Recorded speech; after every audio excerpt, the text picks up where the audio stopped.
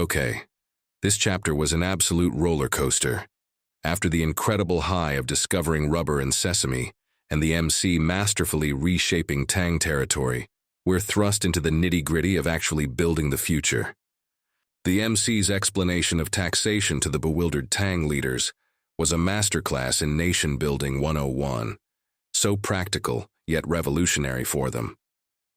But the real gut punch, and then the surge of triumph, was the steam engine saga. That initial failure due to the piston, the ear-splitting noise, the rapid wear and tear, it felt so real, so frustrating. You could almost hear that awful screeching. Then the ingenious, almost comically simple solution, sandpaper. The way the MC broke down the problem and arrived at this crude but effective fix was brilliant. And that moment when the perfectly polished piston floated down the cylinder, chills. It wasn't just a mechanical success. It was a testament to the craftsman's skill and the dawn of precision engineering for the Han. Now, with this hurdle cleared, what's the first miracle this perfected steam engine will unleash? At the academy, Tang Yao had just finished compiling her medical treatise and was pushing her bicycle, ready to head home. As she passed the stables, she noticed a personal guard, a long saber at his waist, grooming a horse. Your horse, in fact. Why is your horse still here? Hasn't the chief returned home yet? Tang Yao asked curiously. The chief went to inspect the research institute. Looks like he's not planning on budging from there tonight, the personal guard said, setting down his brush and giving a familiar cup of his hands in salute. After all, Tang Yao lived at your place. They saw each other all the time. Is that so? Then I'll go take a look, Tang Yao said with a nod, then hopped on her bicycle and pedaled towards the research institute in a corner of the academy grounds. Tang Yao had long heard of your research institute, said to be involved in some kind of research and development. She had little interest in metalworking and had never visited. But today was different. Not only were you there, but it was apparently serious enough that you weren't even coming home. This warranted a look to see what momentous event was unfolding. Outside, the research institute, a ring of your Jinwu guard stood ramrod straight. Further in, by the entrance to a large warehouse, a sign gleamed. Han Tribe Power Research Institute. Tang Yao wondered to herself, a power research institute? What kind of power are they actually researching? Could it be how to give people more energy for work? A guard captain saw her approach and immediately cupped his hands. Shijun? An honorific for a high-ranking person. Are you looking for our chief? Tang Yao dismounted from her bicycle. I saw his horse was still here and heard he was around, so I came to see. Has he eaten? Not yet. The chief ordered the canteen to prepare something. He said he'll just have a quick bite. Here tonight, the guard captain replied. Oh, then can I go in and take a look? Well, this humble one will take you in, the personal guard said, agreeing after a slight hesitation. Tang Yao parked her bicycle and followed the guard into the warehouse. Night had fallen completely, but dozens of carbide lamps hung inside and out of the institute, illuminating it as brightly as day.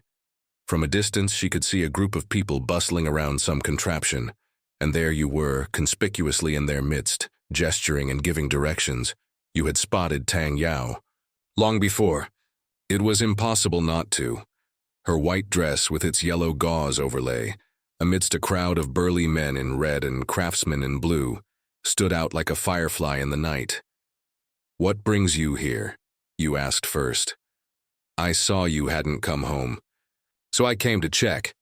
Have you run into some big problem so serious that you're not even coming home for dinner? Dong Yao said, moving closer and eyeing the group of people and the oddly shaped iron hunk in the center. The problem is solved. Tonight is the moment to witness a miracle. That's why I didn't go back, you explained mysteriously. Oh, I see, Tang Yao replied, her eyes beginning to scan the somewhat messy R&D den. Over 30 people were working up a storm. Some crowded around the machine, wrenches and sockets flying. Others held blueprints and calipers, measuring and gesturing over parts. Still others hurried back and forth, delivering screws one moment and parts the next, each voice louder than the last. This group was very young. The oldest was in his early 30s, the youngest merely a teenager. Most were responsible for calculations and drafting. Their clothes were filthy, their hair casually tied back with strips of cloth. Their fingernails were caked with black iron dust and grease, and some had faces smudged black and white, like painted face opera characters. But strangely, every single one of them had shining eyes and was full of drive, as if they were running on pure adrenaline. Little did Tang Yao know that among these seemingly down-on-their-luck tech geeks, there wasn't a single commoner. They were all men with noble titles. The chief artisan among them, the one with the highest rank, outranked some newly appointed commandery governors. It was just that they found formal attire cumbersome. Never mind official hats, they couldn't even be bothered with hairpins. At first glance, they looked exactly like a group of the Han tribe's most downtrodden, toiling craftsmen. Looking again at the iron contraption surrounded by the men, it wasn't much bigger than a large dining table. Beside it, a large iron furnace burned fiercely with coal, water being added with a gurgling sound. On the other side, a dark iron wheel was connected to several jointed iron rods, which in turn connected to a drab gray iron drum, from which an iron rod protruded. It looked like a pile of scrap iron. Who knew what it was for? The combination of the wheel and connecting rods did somewhat resemble a spinning machine. However, the Han tribe had plenty of contraptions with wheels and rods. It wasn't just spinning. Machines. Many things had a similar setup. Tang Yao figured it most likely involved turning the large wheel to make the connecting rods do something. What exactly, she couldn't tell, and her curiosity got the better of her. What marvel are they tinkering with here? You grinned from ear to ear, pointing at the two contraptions in the warehouse. One is called the Iron Horse. Model 1 steam engine. The one next to it is the Iron Ox. What do you think? Beautiful, aren't they? Tang Yao followed your finger. Good heavens, the Iron Ox looked like it was cast from the same mold as the Iron Horse before her, only its iron cylinder was a fair bit thicker. She grumbled inwardly. This pitch-black, greasy, incredibly heavy hunk of iron, what part of it is beautiful? Could it possibly be prettier than yours truly?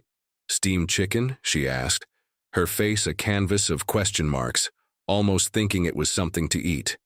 Steam engine, you exclaimed, slapping your thigh. To put it simply, it's a contraption that works just by boiling water. It doesn't need oxen or horses, doesn't need manpower, and doesn't rely on wind or water currents. It works? Without draft animals, manpower, wind, or water. Then what makes it run? Tang Yao had a "you've got to be kidding" look on her face. By boiling water, you declared triumphantly. Steam, get it? That stuff is immensely powerful. As long as the water in the furnace is boiling, it can chug away at work for us. This is power that can truly be controlled by humans. With it, we can do great things we never dared to imagine before. Oh? So what can it do? Tang Yao still didn't quite understand, but seeing as you'd tinkered with so many strange yet genuinely useful things before, she didn't dare dismiss it entirely. It can do so much, you said, counting on your fingers. It can pump water to irrigate fields. One machine can do the work of dozens of weaving women working day and night, and it can make millstones spin rapidly. One day, we could even mount it on a cart and, without oxen or horses, just by continuously feeding it coal, it could pull large wagons and gallop all over the world. Tang Yao's jaw nearly dropped. Staring at the black iron contraption, she thought, is this thing really that miraculous? Pumping water, weaving cloth, grinding flour, and even pulling carts? Then what would people be needed for? Just feed it coal every day? Just as Tang Yao's mind reeled, the tech geeks surrounding the machine threw down their wrenches and hammers with a clang, shouting excitedly, "Chief, the Iron Horse Model 1 is ready. We can fire it up." Excellent. Let's do it. You too rubbed your hands together eagerly in excitement. At your command, the researchers sprang into action. The boiler's air inlet was opened wide, and a fire poker was used to vigorously stir the coals. ensuring they burned fiercely. Fresh coal was added. Everything was ready. All they needed was for the water to boil and the steam pressure to rise rapidly. When you had first proposed tinkering with steam engines, with a grand gesture, 3 projects were launched simultaneously. Iron Horse Model 1, Iron Ox Model 1, and a narrow-gauge steam locomotive project designed to power a train engine. Just from the names, you could tell they weren't all designed for the same purpose. The Iron Horse, as its name implied, aimed for ample horsepower and high rotational speed, specifically to serve smaller machinery requiring high-speed operation, like table saws and lathes. The Iron Ox, on the other hand, was a powerhouse specializing in heavy-duty, robust machinery like millstones, cart pulling, cranes, automatic forging hammers, rolling mills, and stone crushers. High speed wasn't the goal, but it absolutely had to be powerful. Therefore, the Iron Ox's cylinder was several sizes larger in circumference than the Iron Horse's. The machine being tested now was the Iron Horse itself. The researchers stoked the furnace until the fire crackled, and soon, the gurgling sound of boiling water came from the boiler. However, this was just the prelude. They were still a long way from maximum pressure. The steam engine you designed, limited by the tribe's current technological level, couldn't yet be fitted with a pressure gauge with a dial and needle, but pressure was a very real, critical piece of data. No matter you had an ingenious low-tech solution, you'd fashion something similar to the weighted gravity valve on a pressure cooker. Once the steam pressure in the boiler built up enough to do work, the steam would pop the valve open with a hiss, emitting a high-pitched shriek. This crude method had 2 clever advantages. First, it acted as a pressure indicator telling you, "Hey buddy, pressure's up." Second, it served as a safety valve. If the pressure became too great and the boiler was on the verge of exploding, it would release the excess steam with a hiss, ensuring safety. Simple, crude, yet effective. Everyone gathered around the machine, waiting and waiting. Finally, the pressure valve began its high-pitched song. Instantly, all eyes focused on you. Start it up! Also, make sure you record the Iron Horse Model 1 startup time, how long it can run on a full load of water. And all that data, you ordered with a nod. You got it, Chief. Just watch. A man in his 30s, evidently in charge of this step, responded and eagerly pulled down the lever controlling the steam pipes. The scalding, turbulent, high-pressure steam had finally found a new outlet. As soon as the valve opened, it roared in like a pack of wild dogs loosed from their leashes. Then, the miracle happened. With a whoosh, steam surged into the cylinder. With nowhere else to go, it built up force and pushed the piston. The piston drove the connecting rod, and the connecting rod turned the flywheel. Tang Yao's eyes nearly popped out of her head. The man had merely pulled an iron lever, and this ferociously ugly machine had actually, slowly, begun to move on its own. The piston chugged to the end of its stroke, and the coaxial timing valve moved with it, deftly, closing the intake port on one side and instantly opening the one on the other. The army of steam changed direction, pushing the piston back. A perfect reciprocating motion. Nailed it. Next came the constant repetition of this cycle, as the steam heated the pipes and cylinder until they were warm, solidified beef tallow. In some small iron boxes, grease cups mounted on the machine began to melt, dripping slowly onto the connecting rod joints and the piston crankshaft, lubricating them just right. After only about 5 cycles, the steam engine's speed shot up to its maximum. The piston extended and retracted tirelessly. The flywheel spun rapidly with a whoosh, and if you got close, you could hear the wind it generated. The exhaust port above the cylinder also began to puff out clouds of white-hot steam. At this sight, every single person present was dumbfounded. The Iron Horse Model 1 had perfectly inherited the classic, hulking and unrefined traits of early industrial products, but no matter how aesthetically unpleasing it was, its epoch-making significance couldn't be hidden. Once the spark of this new power was ignited, who would dare say it wasn't important? Tang Yao was completely bewildered. This iron contraption before her, needing no water power, no wind, no oxen or horses, no human labor, could spin incredibly fast on its own. She recalled your boasts. Enough to change the world, pumping water for irrigation, weaving cloth, grinding flour, even pulling carts. If all this could come true, she couldn't even imagine what the world would become.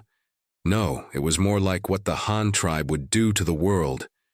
As long as this thing was reliable, wouldn't the world be the Han tribes for the taking? The researchers, too, were trembling with excitement. The steam engine's performance was even more awesome than they'd imagined.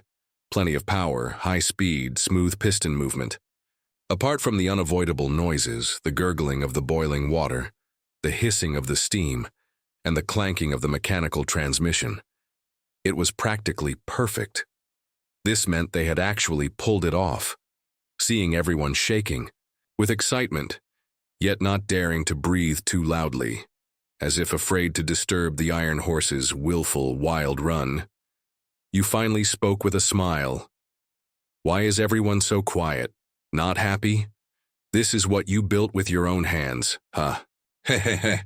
The group burst into laughter, their faces beaming with a pride and satisfaction like new fathers seeing their own child born, overjoyed beyond words.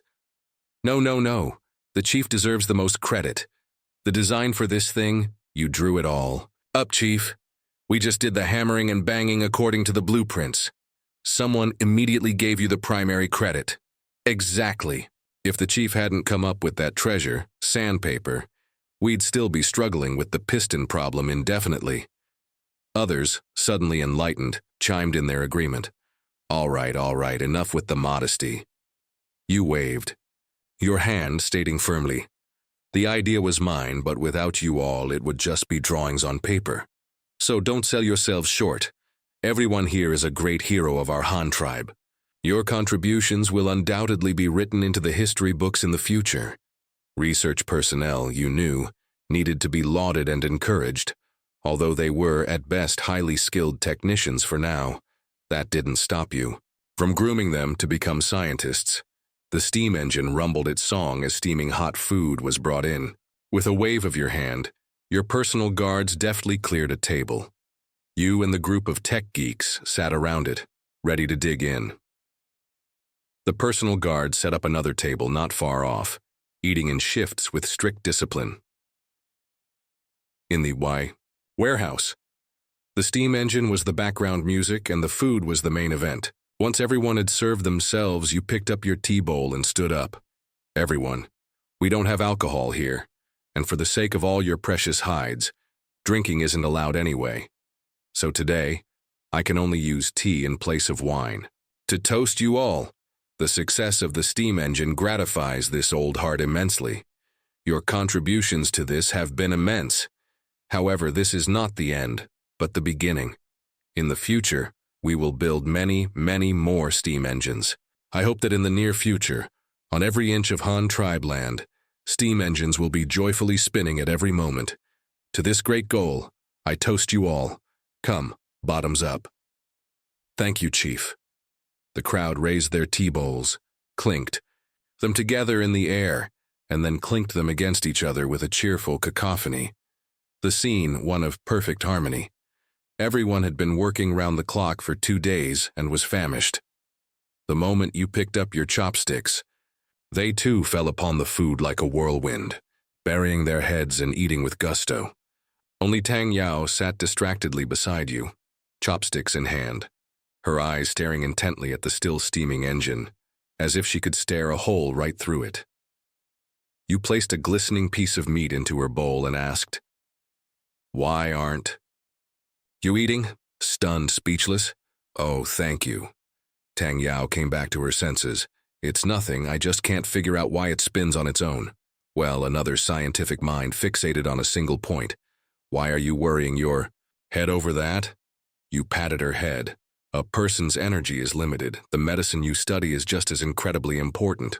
Doing your own job well is already a tremendous success." Tang Yao humphed and retorted defiantly. "Then how come you know everything? I'm what you'd call a jack of all trades, master of none. Knowing the gist of things is enough. If you asked me to recite the Benkao Gangmu, compendium of materia medica, I'd be completely lost. Besides, I'm the chief. I don't need to be an expert in everything. As long as I grasp the general direction, the detailed work can be left to the tribespeople," you said slowly, while shoveling rice into your mouth. "Then, you said earlier, this steam engine can do anything. Does it have any use in medicine?"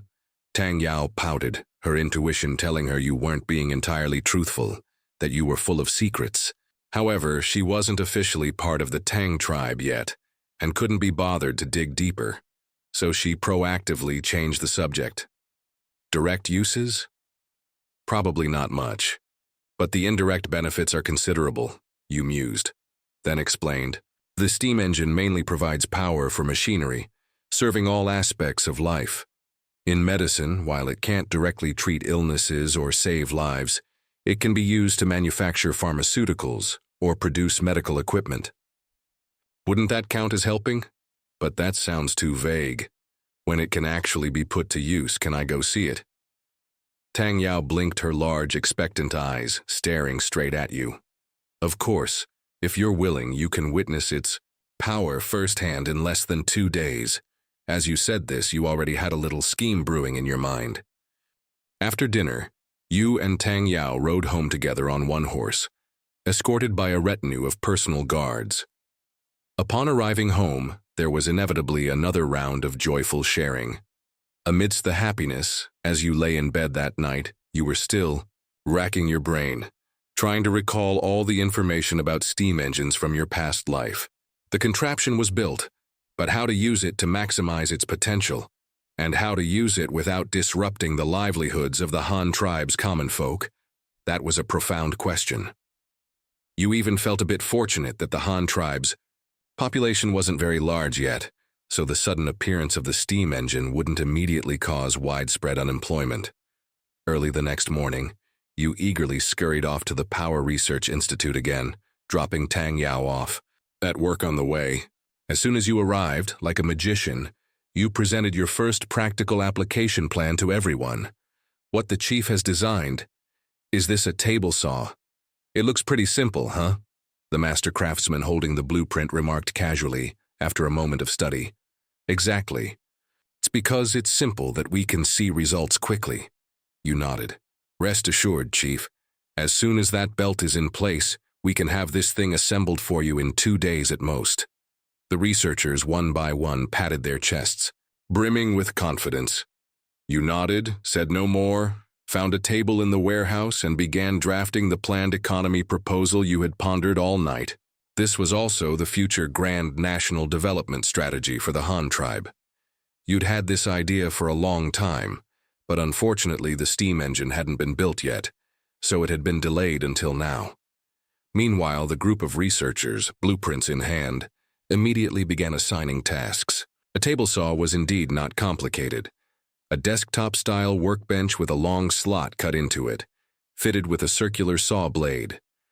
The saw blade had a small drive wheel, connected by a V-belt to the steam engine's flywheel. This way, the circular saw could spin at high speed with a whirring sound. They all understood the principle of a large wheel, driving a small wheel for acceleration. The Iron Horse Model 1 steam engine was already designed for high rotational speed, and with this large-to-small wheel acceleration design, the speed of the table saw was something to get excited about just thinking about it. Moreover, to squeeze every last bit of value out of the steam engine, the table saw you designed was multifunctional. On either side of the workbench were circular saws of different sizes, specifically for handling wood of varying thicknesses. Near the edge, 2 automatic planers were also installed, responsible for smoothing out any splinters on the wood surface. The circular saw blades were easy to make. Stamp out round pieces from existing steel plates, then file out the teeth. The drive shaft and V-groove drive wheels were directly cast. The overall frame was wooden, even less of a challenge. As for the belt, the rubber team at the Lakehart Island Research Institute had already sorted that out. Once the work was assigned, they even had half their manpower free to continue refining the Iron Ox Model 1. 2 days flew by, and all the parts were ready. The final assembly point, after your careful consideration, was set at the Liuyang Commandery shipyard. That place was in desperate need of such an efficient table saw. The amount of wood they processed daily was piled as high as a mountain. Early this morning, a huge ox cart pulling the steam engine rumbled into the shipyard, immediately causing quite a stir. In the shipyard's lumber processing workshop, the massive and conspicuous wind-powered sawmill next to it, a colossal wooden machine easily 2 stories high, was methodically pulling its saw blade, cutting planks. However, this behemoth, which originally represented advanced productive forces, now looked like a symbol of obsolescence in the eyes of the researchers. This thing is way too slow. It takes a whole tea brewing time to saw one plank. If we used our steam-powered table, so it would probably just take a few breaths. A young researcher's nose was practically in the air, his pride bursting. An old carpenter from the shipyard nearby wasn't pleased to hear this, and immediately started scolding. "You little brat, barely out of diapers, daring to boast here. Aren't you afraid the wind will twist your tongue? This windmill, the chief himself built it back in the day. Do you know how much work it's done for our shipyard?" The people from the research institute heard the old carpenter's complaints, but didn't argue, just chuckled, thinking, "Old fellow, you just haven't seen the world. Wait till you see how amazing the steam engine is. You'll be the first one singing its praises to high heaven. You, as usual, were also present today." After all, witnessing firsthand how this steam engine worked was an incredibly satisfying feeling. "Begin assembly." At your command, they immediately got busy with a clanging and banging. The table saw's workbench had already been built and the area cleared in advance. All the researchers had to do was securely install the Iron Horse Model 1 steam engine. For ease of future maintenance, you had specifically instructed that the steam engine be placed outside the workbench. This lengthened the distance between the flywheel and the table saw's drive wheel, so an intermediate drive shaft had to be added. Belts were looped around this shaft at both ends, ensuring the steam engine's power could be stably transmitted to the table saw over a distance. Because the Iron Horse Model 1 was already assembled, this job went quickly. In about half an hour, all the parts were in place. The long table saw showed off its capabilities on both sides.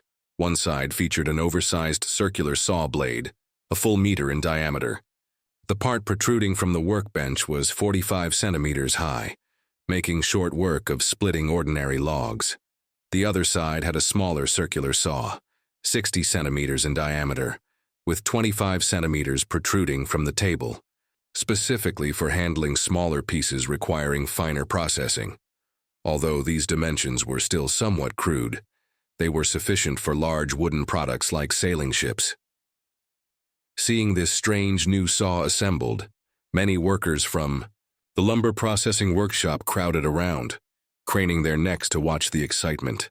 You see, whether it was water-powered or wind-powered sawmills, the Han tribe had always used long saw blades, relying on machinery to pull the blades back and forth to cut logs. This table saw with a circular blade was truly a first, and quite novel. "Chief, this thing, is it for us?" A workshop supervisor trotted over to ask you. "What else? Did I have it dragged here to be an ornament?" You retorted with a smile.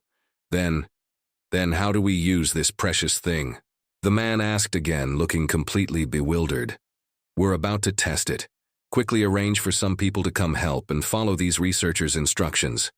Also, have your people learn how to operate it properly, so you're not stuck when we leave. And this thing is no joke, it's very dangerous. Be extremely careful when using it," you reiterated. "Safety in production is paramount after all. Rest assured, Chief. Although this thing looks strange to me, no machine is without danger. Isn't that windmill the same? We're always careful when we work," the supervisor quickly declared, afraid you'd find fault with him. Go on." You nodded, looking at the workshop's bare walls, wondering if you should paint some of those distinctly red rabbit, a playful reference to modern China's common propaganda style, motivational slogans like "obey discipline, produce safely," to liven things up and keep people alert. The researchers quickly lit the furnace. The lumber processing workshop lacked many things, but not scrap wood. Besides keeping some for their own use, this waste wood was usually sold to the common folk, as firewood, or processed into small wooden strips for furniture. Now with the arrival of the steam engine, this fuel guzzler, it would probably be hard to have any left over in the future. As the fire burned hotter, they added some coal. When it came to burning duration and calorific value, coal was still the most potent. When the gravity valve on the boiler issued its high-pressure shriek, shriek, shriek alarm, the researchers immediately pulled the lever controlling the steam pipes. High-pressure steam rushed in with a whoosh, pushing the piston to begin its work. The flywheel, via the transmission belt, also drove the circular saws on both sides to spin rapidly. A buzz vibrated from both saw blades simultaneously, and then they spun at a speed indistinguishable to the naked eye. Although they didn't understand the principle behind it, the workers in the workshop still found it incredibly magical. If this thing could really saw wood, then the speed tisk-tisk definitely wouldn't be slow. Someone, bring a log over. Here!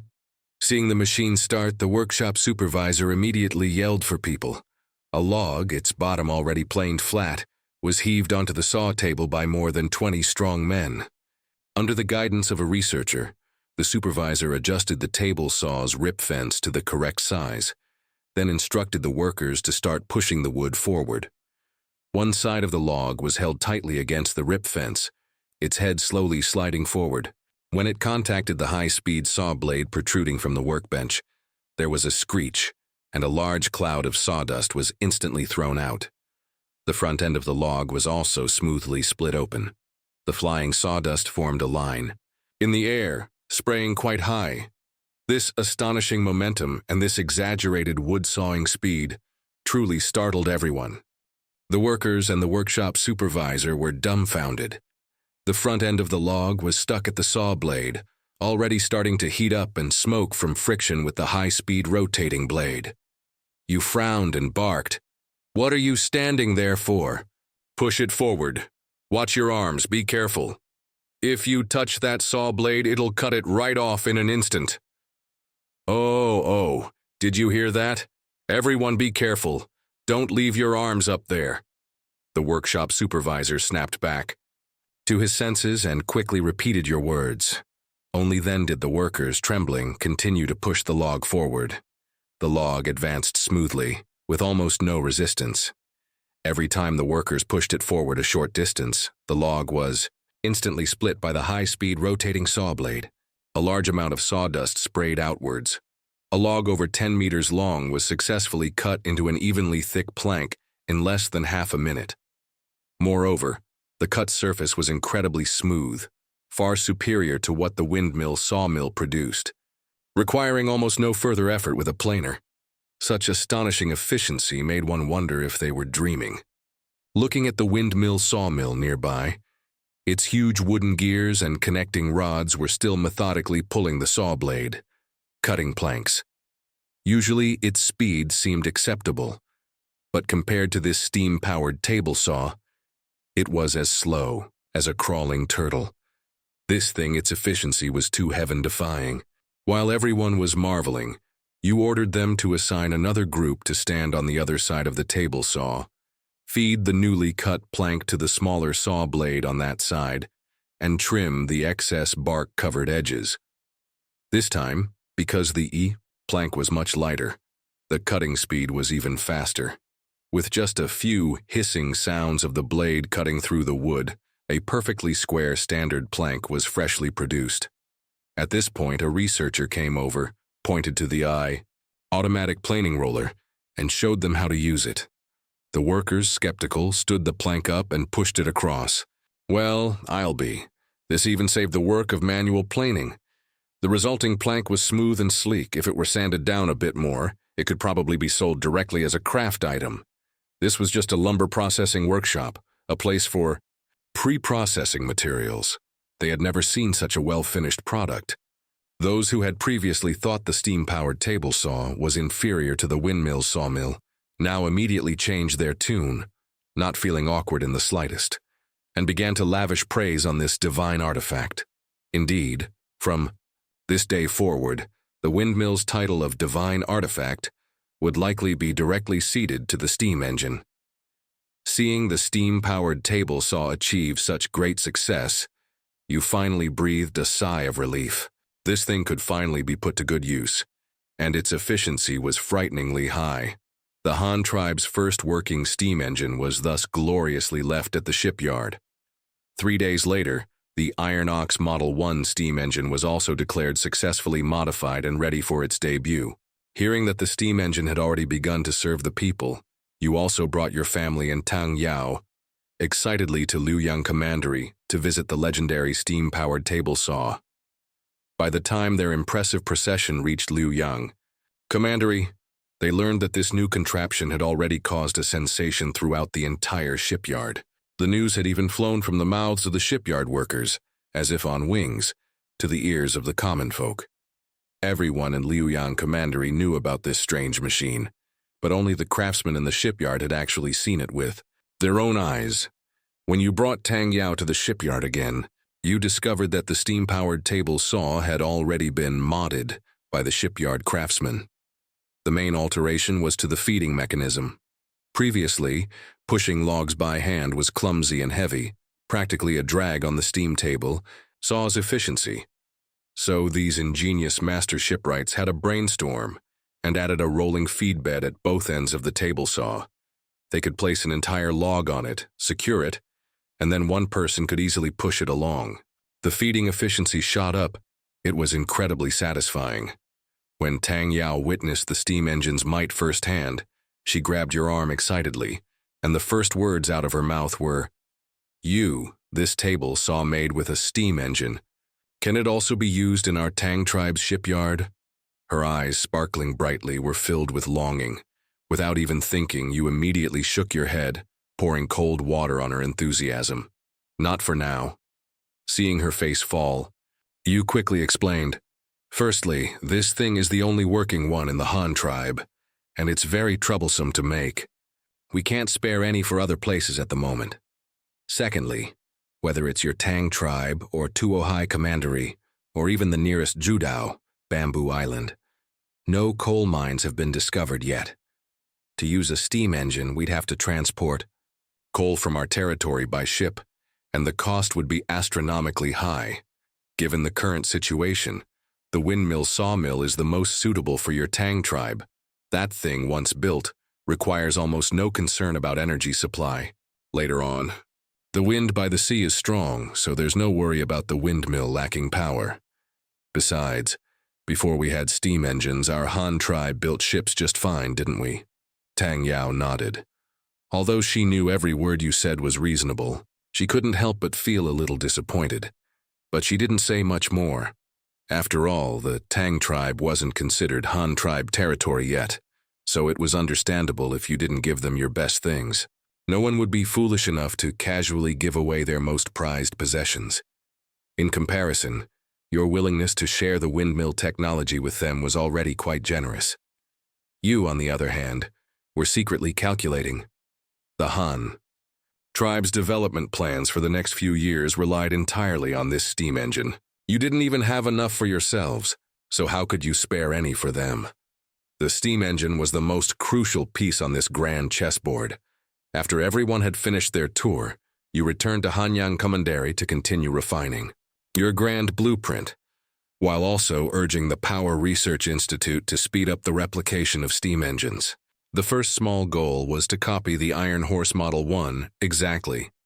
Other things aside, you had to at least create a steam-powered boring machine first. This way, future steam engine manufacturing could use steam boring machines to process cylinders, which would be incredibly efficient and save a great deal of time. At the same time, under your orders, the Han Tribe Power Research Institute moved again. This time, it was a wholesale relocation to a new county under the jurisdiction of Shingang Commandery, Industrial County. This industrial county, despite having county in its name, didn't even have city walls. Why? Precisely to facilitate future expansion and development. This place was destined to become a steel rolling mill larger than a city, and also the Han tribe's only current factory capable of rolling steel. It would be the cradle of the Han tribe's steam locomotives, the fertile ground for the growth of the railway network. However, these were still just beautiful visions in your mind. Actually realizing them was a matter for some distant, unknown future. Right now, your most urgent need, and the Han tribe's most pressing demand, was to quickly carry out a full, steam-powered reform of the Han tribe mint on Lakehart Island. The capacity for minting coins had to be rapidly increased to cope with the huge market demand brought by the nearly 200,000 newly added population from Zhudao and the Tang tribe. This was an astronomical sum of money. The pressure was almost suffocating you. The current mint, which primarily relied on wind power, produced coins at a snail's pace, completely unable to meet current demand. Alas, this was perhaps a side effect of expanding too quickly.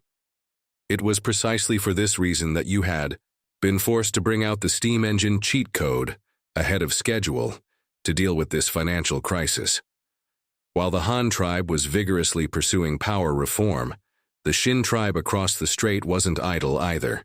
They were still methodically implementing their original resistance plan, diligently learning the Han tribe's advanced technology, striving to be able to build sailing ships themselves soon, completing the transaction for the 3 two-masted sailing ships with the Han tribe as quickly as possible, and finally, sending people to the grasslands to recruit a large number of soldiers and form their own army.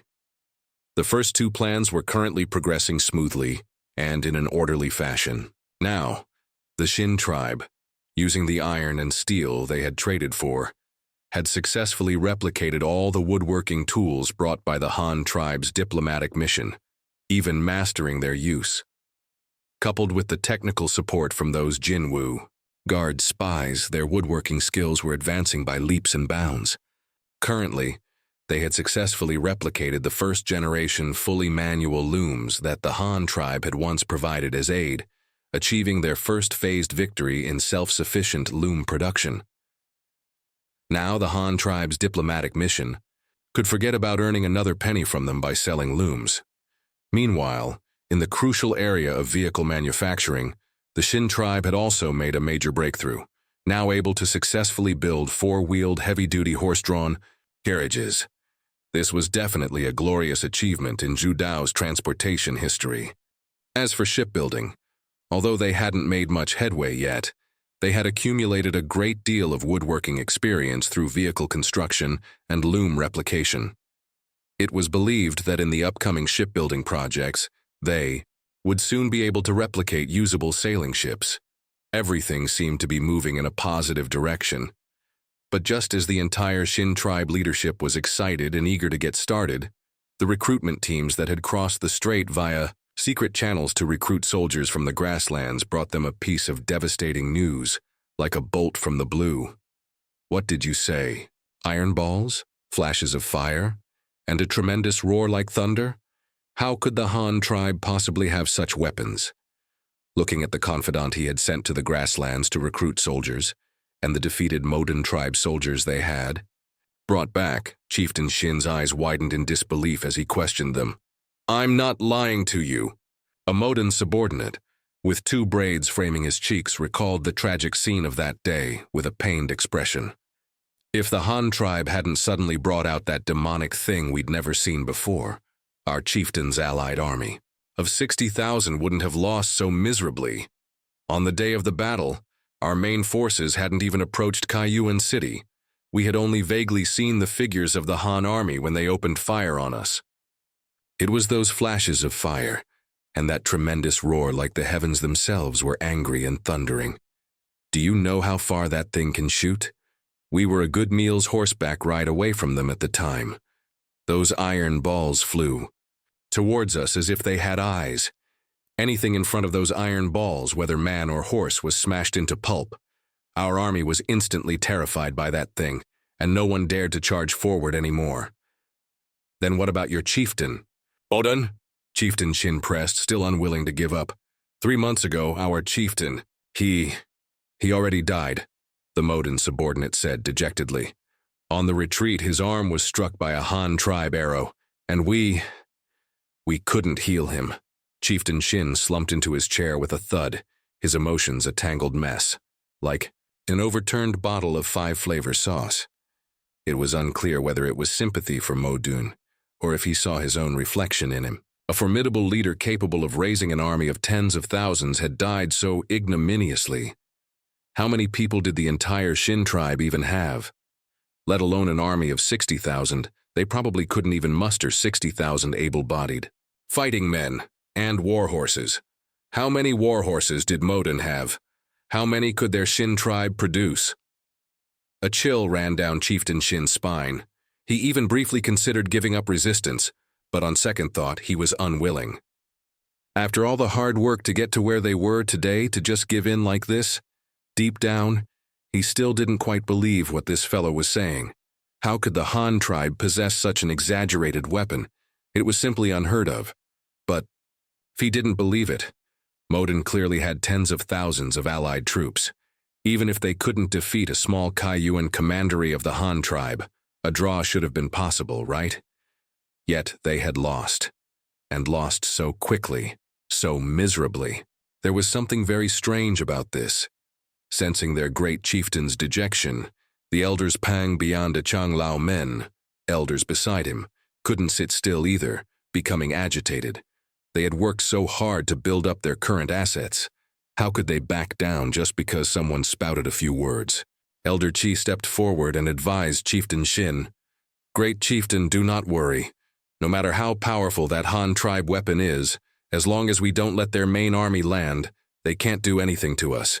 And even if they do land, we won't lose so quickly and miserably. We have a chance to win." "What do you mean by that?" Hearing this, Chieftain Shin, as if clutching at a lifeline, immediately straightened up. He was still reluctant to give up this tribe. "Has the Great Chieftain forgotten our original intention?" Elder Chi explained, "We don't want to do anything to the Han tribe. It's always been the Han tribe that has designs on us. Therefore, we just need to defend our Zhudao well and live our own peaceful lives." The other elders and Chieftain Shin were bewildered, looking at each other in confusion. Seeing that everyone hadn't understood his meaning, Elder Chi had no choice but to continue. "Everyone, we don't want to provoke the Han tribe actively. In this potential war, we are the defending side. Zhudao is our home. When it comes to familiarity with Zhudao, the Han tribe can't even begin to compare with us. In that case, we can take a proactive defense. First, send people to surround the Han tribe's diplomatic mission and build a high wall. Then form an army to garrison it. At other potential landing spots on Zhudao, we will set up obstacles in advance, so they can't land anywhere except the mission's encampment. This way, the pressure on our defense will be much smaller, and we can eventually lure the Han tribe into our preset battlefield. Our advantage is that we can prepare in advance. This fellow just said that the Han tribe's weapon has a long range and great power, but it's only a threat to dense formations of troops. Such a small iron ball, no matter how powerful, if we disperse our men into the forests and deploy more archers, they won't be able to do anything to us. In the end, they'll still have to send infantry to fight us head-on. At that time, we will dig traps in the forest in advance, stockpile more food, and put up fences and walls. Even if the Han tribe comes with many more people, we can find ways to hold them off for a while. At the same time, we can use our familiarity with the terrain to send elite squads to harass their diplomatic missions' encampment, sink their large ships, and burn their food supplies. This way, no matter how strong the Han tribe is, they won't be able to withstand such heavy losses. Then they will retreat guai obediently, on their own. But if we hide all our warriors in the forest and don't directly confront the Han tribe's main army, will they be foolish enough to come attack us and walk into our traps? Won't they just bypass us and attack other places first? Another newly appointed Elder Jin raised a question. Hey, you don't understand this." Elder Chi smiled confidently, then placed 3 tea bowls on the table and gestured. "They will definitely come, because they daren't bypass us. This one is the Han tribe's diplomatic mission. This one is our Qingquan Valley. We will ambush their army on the flank of their necessary route. The Han tribe definitely won't dare to pass directly. If they know we are here but ignore us, that's perfect. We will directly send this army to attack their diplomatic missions encampment, burning all their food and ships.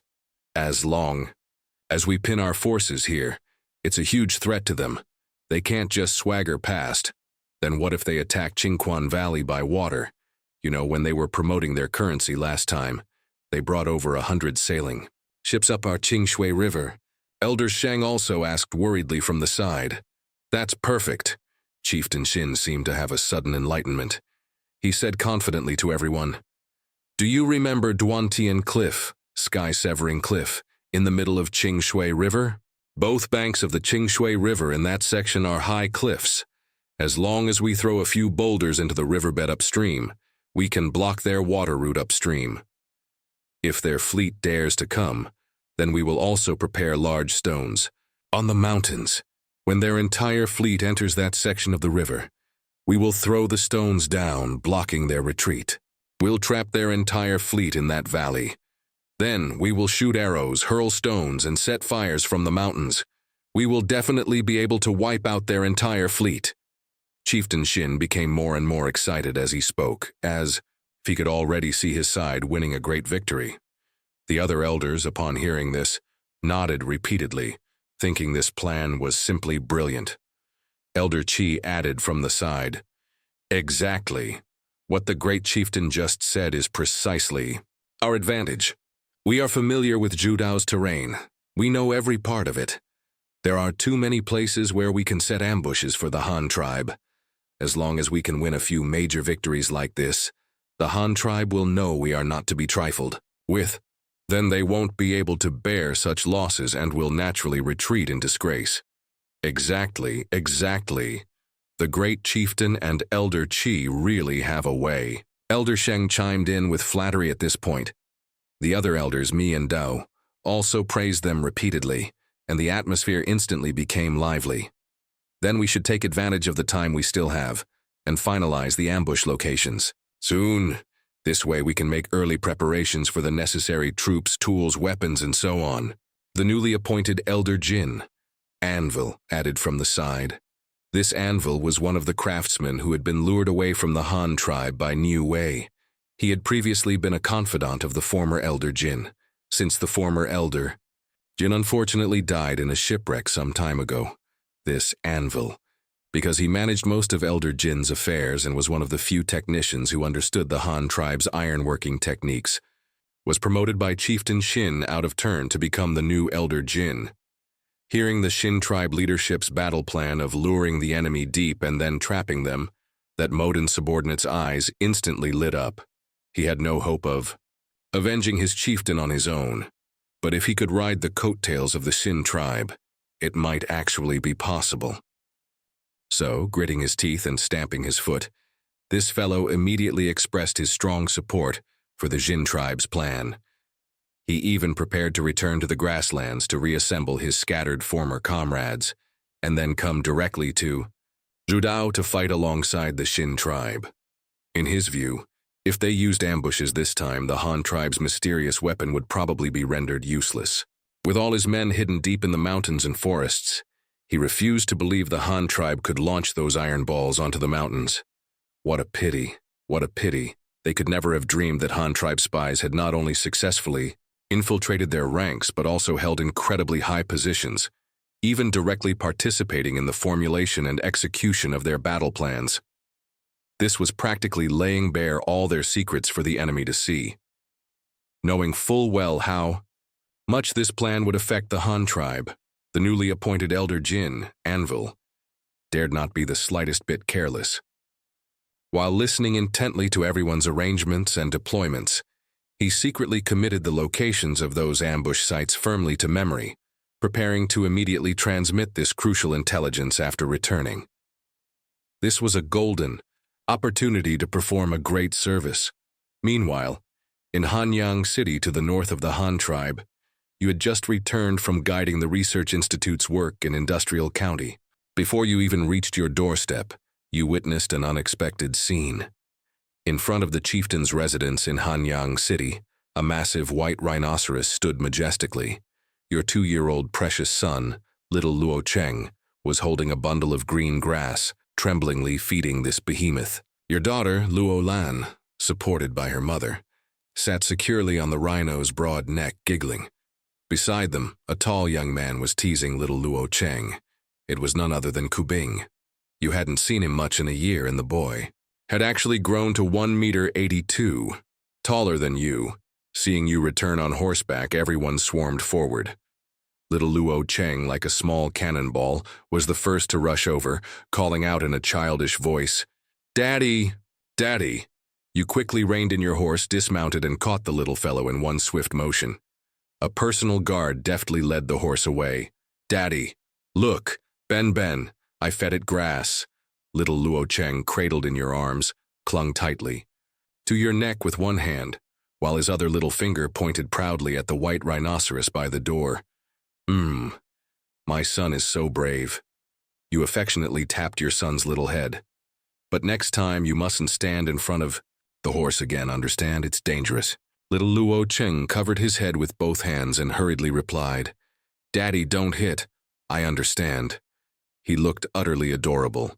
After playfully scolding him a couple of times, you walked to the door and said to Kubing beside you, "I can't believe it's only been a year since I've seen you much, and you've already grown so tall." Ben too, it's an adult now, isn't it?" "Yes, Chief, Ben is 7 years old now, a fully grown thunder beast, and I'm an adult too." Although Kubing was already about as tall as you, his face still retained a touch of childishness. His spirits, however, were high as he stood ramrod straight before you, answering loudly, "Is that so? But I remember you're only 13. That's not adult standard yet, is it?" You glanced at him, then, holding your son, walked towards Ben. This little creature, which had weighed only about 100 jin, a unit of weight about 50 kilos 7 years ago, had now grown into a behemoth over 5 meters long, 2.2 meters tall, and weighing nearly 2 tons. It was a size larger than Ruru and Hui Shan, Meatball and Gray Mountain, likely other large animals, had been. Its thick, milky white armor-like hide was slightly yellowish. However, a rhino's body structure naturally has its head lower than its shoulders, so you didn't have to crane your neck to look at it. Seeing you approach, Ben recognized you, and affectionately rubbed its meter-long massive horn plate against you. Although you didn't often go to the breeding farm to feed it, as the one who had brought it back as a baby, its impression of you was still quite profound. Isn't that because you, Chief, changed the standard for adulthood? Otherwise, I would have been an adult long ago. Just then, Kubing's soft grumbling and complaints came from behind you. Hey, you rascal. You must have come looking for me specifically, right? Speak, what is it? You asked with a smile, not minding his little complaint. Changing the system wasn't aimed at him alone. Ultimately, it was for the good of the entire Han tribe. Kubing hesitated for a moment, seeing you staring at him. He finally steeled himself and said with courage, "Chief, I've learned everything taught in school. I've also learned to ride horses and shoot arrows. I'd like to ask you to arrange some work for me." You looked at the earnest young man before you. 13-year-old Kubing, if converted to Earth age from your previous life, would be about 15. 15, roughly the age of a 9th grader. He could be considered a young adult. You evaluated him inwardly before continuing. Then what do you mean? Have you decided what you want to do? I haven't. Hearing your question, Kubing lowered his head in embarrassment, his voice much softer. Then come with me to the study to talk. With that, you led the whole group back into the house, placing your mischievous son on the solid wood sofa in the main hall to play. By himself, you and Kubing walked into the study one after the other. This was Kubing's first time in the study of your new home. The furnishings inside immediately captured all his attention. Several models of sailing ships, so exquisite they looked real. Palm-sized field artillery ornaments, exuding an imposing aura. By the glass window, an astronomical telescope for stargazing was set up. On the wall hung a huge map of the Han tribe, densely marked, and on the low table used for tea, some copper tracks and a pile of miscellaneous model parts were scattered, their purpose unknown. Looking at Kubing, who was standing there looking around with a curious expression, you couldn't help but find it amusing.